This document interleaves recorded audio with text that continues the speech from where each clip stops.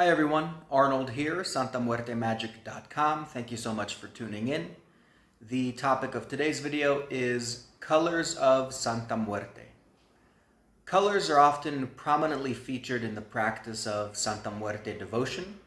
I consider colors to be just another tool of magic, like herbs. They are helpful in focusing our intent and keeping our minds on track through the process of making a petition. But in this video, I want to discuss not so much the use of color as a tool of magic, but I want to actually discuss colors themselves. One of the most popular pages on my website is the page that explains the color correspondences in the tradition of Santa Muerte. The correspondences shared on my website are very common. I admit they are not universal, because of the personal nature of the practice of magic, but they are very common. When I first published that list, the colors that I listed and explained were white, black, red, gold, silver, green, blue, purple, yellow, and brown. Just real quick, white is commonly associated with harmony and the home, black with sending out and protection against direct attacks, including in the form of curses and hexes. Red is associated with love, gold with money and business, silver with luck. Green is associated with both the law, justice, as well as with fertility. Blue is associated with creativity and intellectualism. Purple with intuition, the psychic realm, and the land of dreams. Yellow is associated with health and healing. And brown, the color of graveyard dirt, is associated with the deceased. Over time, I began to get questions regarding additional colors. For example, people wanted to know what was the association for pink and orange and gray, colors that did not appear on that original list, colors which I considered minor and less popular within the tradition of Santa Muerte. In order to handle these questions, in the absence of previous writings, I considered what these colors are. Pink, for example, is a blend of red and white. Orange is a blend of yellow and red, and gray is a blend of black and white. And this system, I have found, works well for helping me determine how new or less common colors can be incorporated into my Santa Muerte petitions. So let's take pink, for example. Pink, like I said, is a blend of red and white. If red is associated with love and white is associated with harmony and the home, then I consider pink to be associated with a softer kind of love, as opposed to a passionate or sexual kind of love. So it's the kind of love shared by those living under the same roof or those who identify as a family.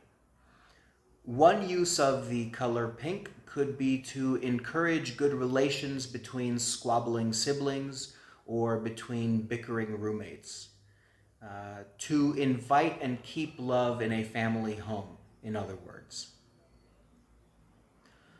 Another common association for pink is beauty, which I think is strongly associated with love for self and self-respect, because it is very hard to consider yourself beautiful if you do not first consider yourself valuable and worthy of adoration. If you do not consider yourself beautiful, if you do not consider yourself worthy of adoration, then you cannot be surprised if nobody else does either. So again, pink, blending the energy of red and the energy of white, is great for attracting the energy of a soft or harmonious love, from the love you feel for your family to the love you feel for yourself. Orange is another color that receives this same treatment. Orange is a blend of red and yellow. If red is associated with love and yellow is associated with healing, then it would be fair to consider orange a color associated with the healing of loved ones, and potentially even the healing of broken relationships. Gray, again, a blend of white and black. If white is associated with harmony and the home, and black associated with targeted attacks, then it is fair to consider gray a good color for protecting the family home, as well as those who live there, from specific attacks that might try to break the family apart.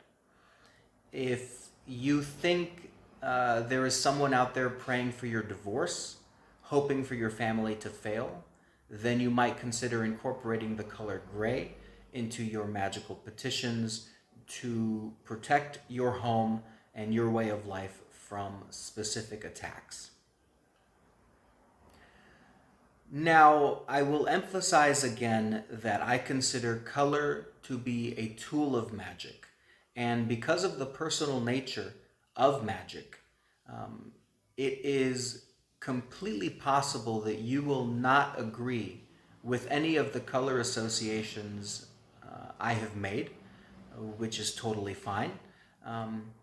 And it is fine, especially if a different association produces better results in your magical work. If you found a system that works for you, that gives you power, then you should keep using it. And in fact, if ignoring colors altogether serves you well, or if working with only one color serves you well, then please do that. The information and techniques I've shared in this video are really only for those who recognize color as a useful tool in their magical practices, and those who want to explore how this tool can be applied. With that, I think I'll start to wrap up the video. Your key takeaway this month is basically, if you come across a color that you are not sure how to work with, and in the absence of personal associations or correspondences, one way to figure out how to apply that color is to consider the parts that form the color. For example, pink is a blend of red and white, etc. And ultimately, whatever correspondences you associate with your colors are really your own, regardless of what the common or traditional color correspondences might be. Because of the highly personal nature of magic, you are the only person you need to please when it comes to determining how you think about and how you apply colors to your magical work. Hopefully I've explained everything clearly, but as always, please reach out to me if you have any questions. You can get in touch through the contact form on the website. There's also the Patreon messenger system and the Discord chat server. Thank you so much for watching. Until next time. Bye.